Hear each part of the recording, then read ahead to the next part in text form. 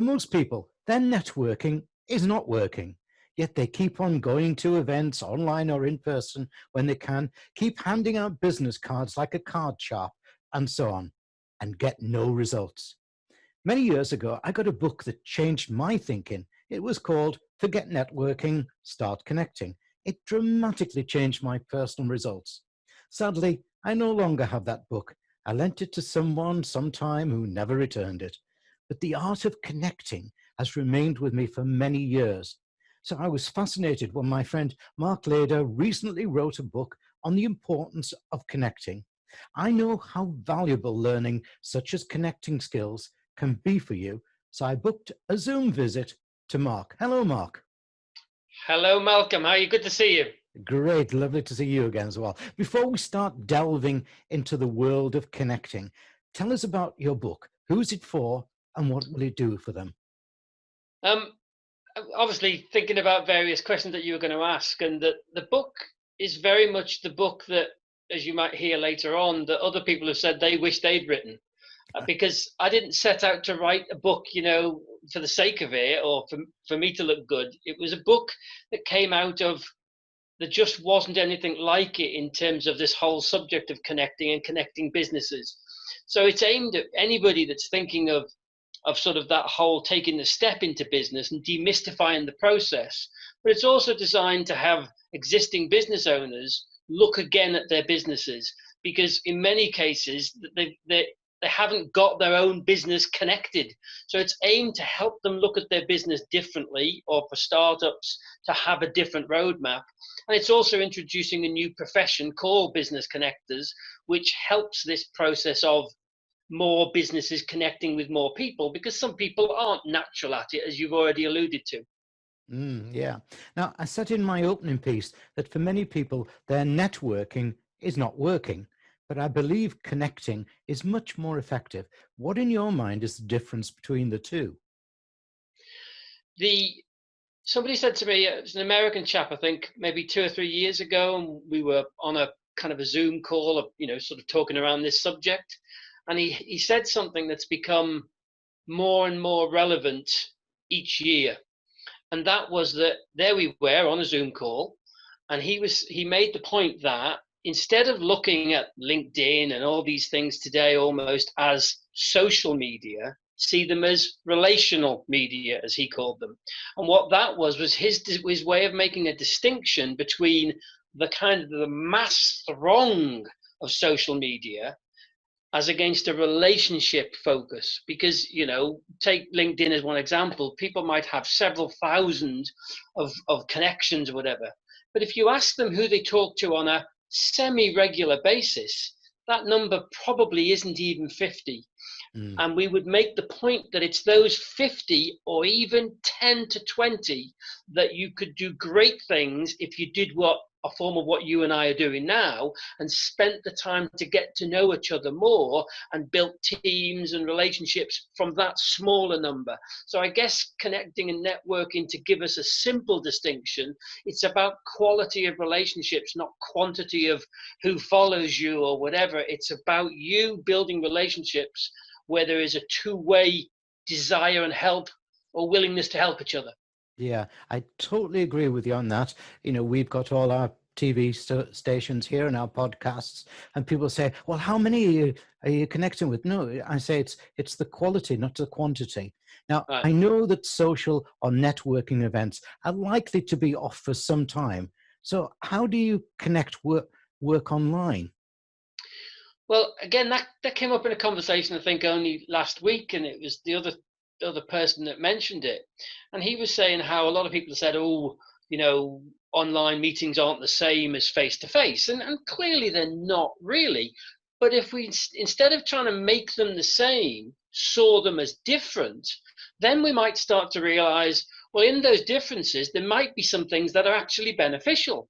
Because one of them is that actually, as you and I are talking in this situation, if we're just in a big room together, often it lets us sort of do more, if you like, FaceTime, proper FaceTime, than it would if we were in a big room. So in many cases, we're starting to see people now as they're settling and getting into that bit that, unlike people like you who are on the goggle box, as it were, all the time, for most people, hearing their own voice, and they've got to get over some of that nervousness, that as they do that, actually they start to realize it can be quite specific and much more personally orientated between the two people if it's done in a controlled format like this. So we know it's here to stay for lots of reasons, because people now through COVID have worked it out in the sense of, hey, you know what? I haven't had a choice. Now they're doing it semi by choice to step into it. So it might just prove to be a good thing.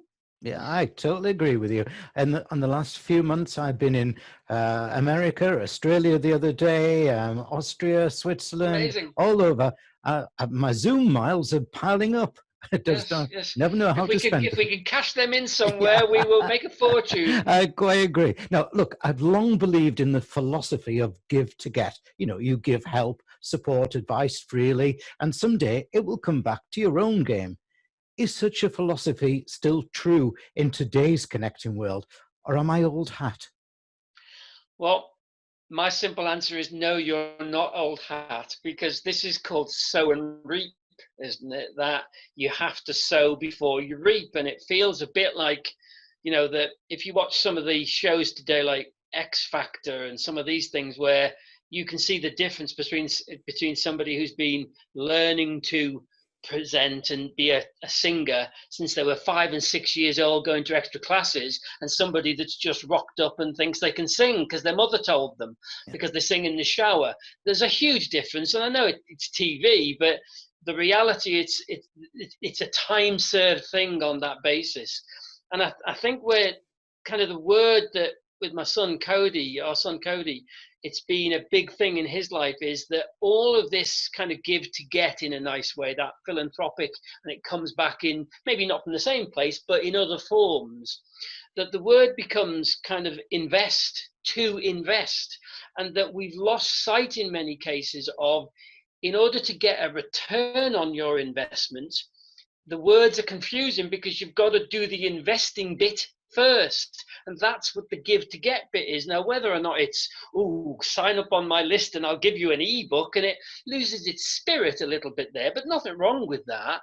But I think as a principle of, with those smaller number of relationships that you can build trust with and get to really know, then you would be willing to take a phone call to help them and give some, and it does come back in many, many ways. So no, you're not old hat at all. It's very old, good practice, and the world is starting to wake up. We've got all these tools now, but if you lose the human factor of the invest or the sow and reap first, then actually nothing helps, because everybody's waiting for somebody else to give them something. There's a book, isn't there? Be the go-giver. Yeah. I won't tell you the full story, but I did a similar thing for somebody over 20 years ago, and it came back the other day. It's fascinating, but time for another one. Chat when we're offline sometime. Your book comes from many years of experience in helping businesses connect. What are the 3 main challenges of effective connecting that people need to overcome? The 3 items question that I always get through 2 and then forget the third, but I'll try and stay on point for this one. It's a funny one because it's sort of implied in the title. You know that old line about does what it says on the tin, that the company that uses, and it's become something I've always liked that. And that's why the book is called Biz Connector. And literally, that's what it does, connect to business. So the first thing for people to do in that sense now is connect the connecting in their business, because whether or not it's people that go off to big conferences, or even typically a morning type conference, or meeting, sort of networking meeting, and they come back with these business cards, there's nothing happens to them. I'm going to call them back someday. That's because it's not connected to any kind of strategy in the business. So that's the first thing they've got to do, is connect the connecting. And that those business cards are going to go to something or someone in the business that's going to say, hey, do you want a cup of coffee so I can find out more about your business and get to know more about you? Because if they just sit there on the desk and dust gathers on them, then we're failing at the first principle. We went there to try and get something. Well, we've got to start the process, and we start the process by kind of a funny double entendre. Connecting is the first piece. The second one is much more that personality piece about do it your way or do it the person's way, because so many times people are expecting it's all about talking to 50 different people. Well, in that sense, if I'm in a room, once I've said something about what I do, I'll sit down and let people come to me in the nicest possible way and just be a still energy rather than a all over the place, and just see who nicely rocks up and wants to have a chat. So it's that business about really letting them be. There isn't a right way to connect. There is just a way to do it on your level that, guess what, birds of a feather do flock together. So they start to find you.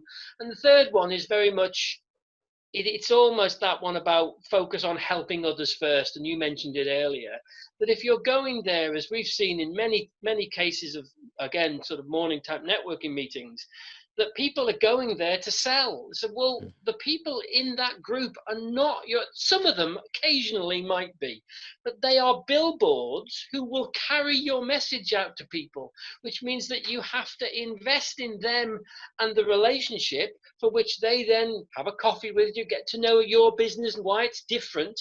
Then guess what? You've got 20 other people that go out there and say, hey, if you need X, whatever it is, you need to speak to George. So it's that help people first bit. And as you said earlier, it does come back in many ways, but you do have to be the proactive one. You don't have to be Mr. Extrovert to do it, but you do have to quietly make connections with other people. And guess what? They bring other like-minded people towards you. And it tends to work if you will invest first. Many years ago. Three. I did three. Yeah, you did 3. Good, congratulations. Hold on to that, Mark. Haven't finished yet to this interview. Many years ago, when I was facilitating a connecting event, one person said to me, "It's okay for you. You're an extrovert, but I'm not." Well, the truth is, personally, essentially, I'm an introvert. Am I unusual in this? Can introverts make good connectors?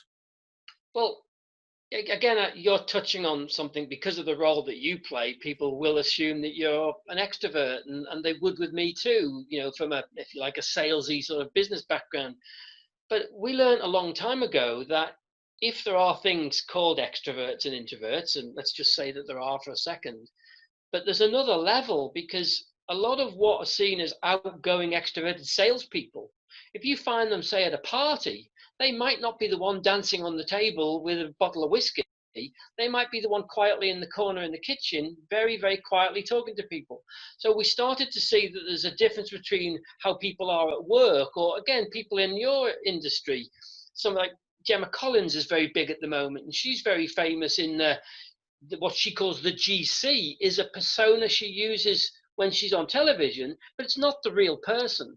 So in that sense, that we've seen many what are called introverts, that when they're in an environment where they're able to talk without that hullabaloo of, quote, the extroverts, that actually they communicate extremely well on that basis. And I think that's the wider point.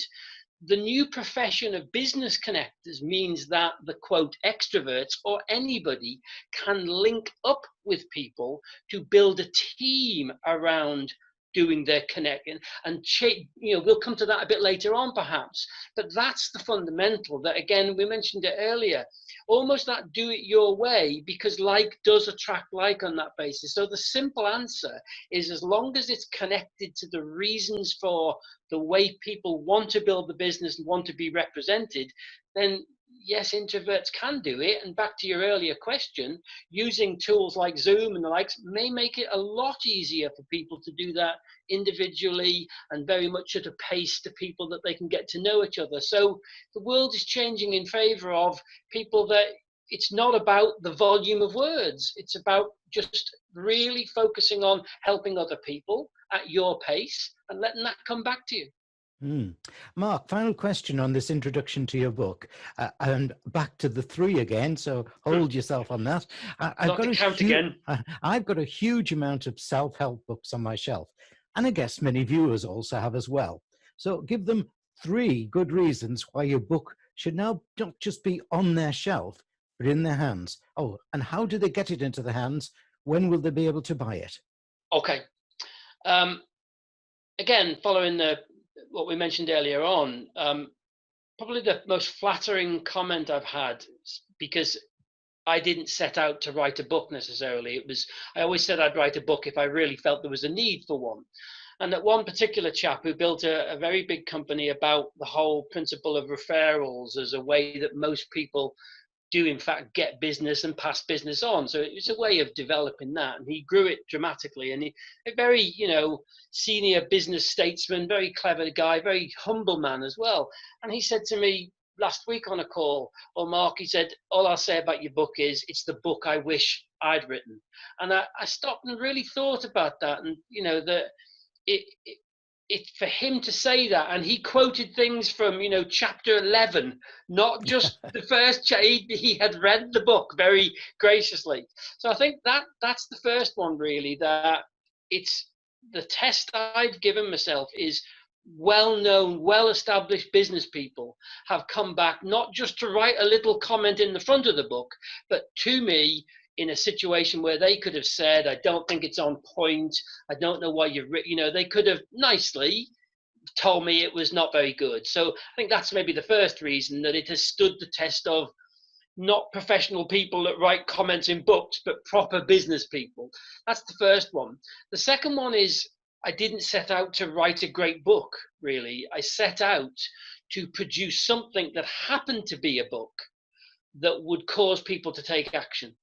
Because historically, the work I've done with people is almost, it's a quote, I guess, over the years, you haven't necessarily got to like things in order to take action on them if it causes a reaction. So that was the piece that I'll almost guarantee that because of the story-based approach that it takes, that it will trigger people's own stories, and that's what will happen if they go through it. And it's quite a short book because it's a story and a point to see if we can nicely provoke them into doing something different.